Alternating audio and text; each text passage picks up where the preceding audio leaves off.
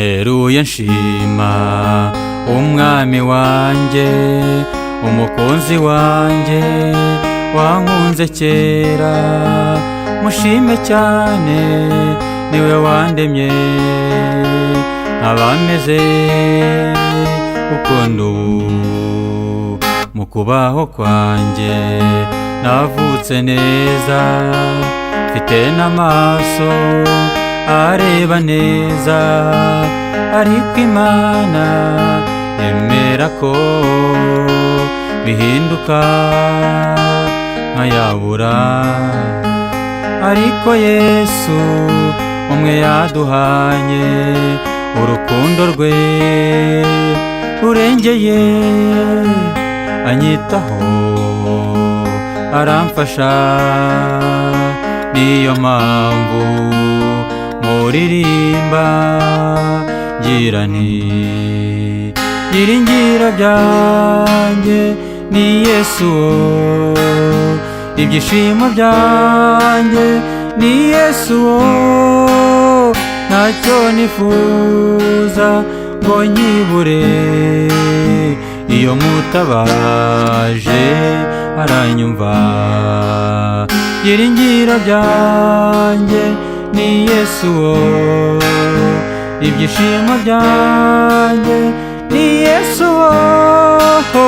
Ntacyo nifuza ngo nyibure, iyo mutabaje aranyumva.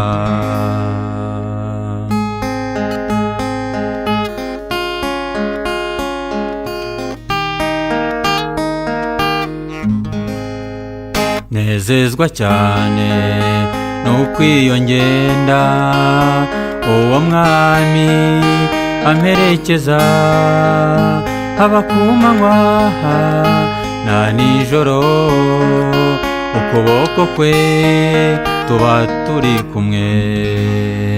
Ibisiga byose n'inyoni zose mbese ko birya nta suka bigira, ni gute umuntu yiremeye yababara agashavura.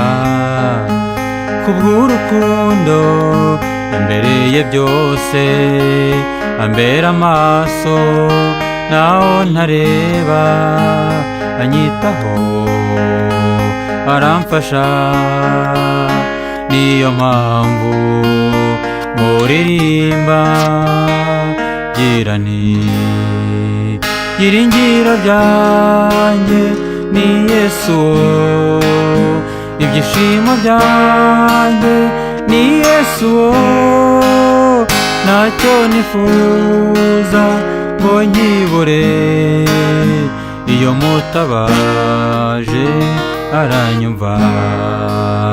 Byiringiro byanjye ni Yesu, ibyishimo byanjye ni Yesu. Ntacyo nifuza ngo nyibure, iyo mutabaje aranyumva.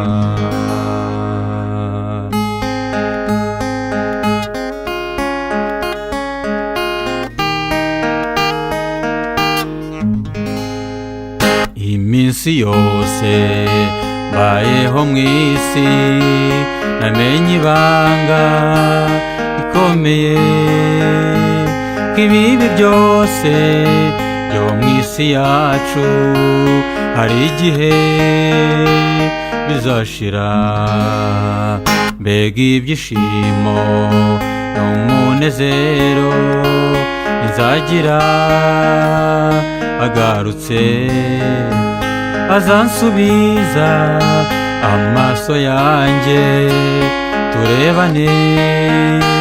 Shira agahinda muhobere nawe amuhobere, ndavuga uwo Yesu yamora ndirimba, anyitaho aramfasha.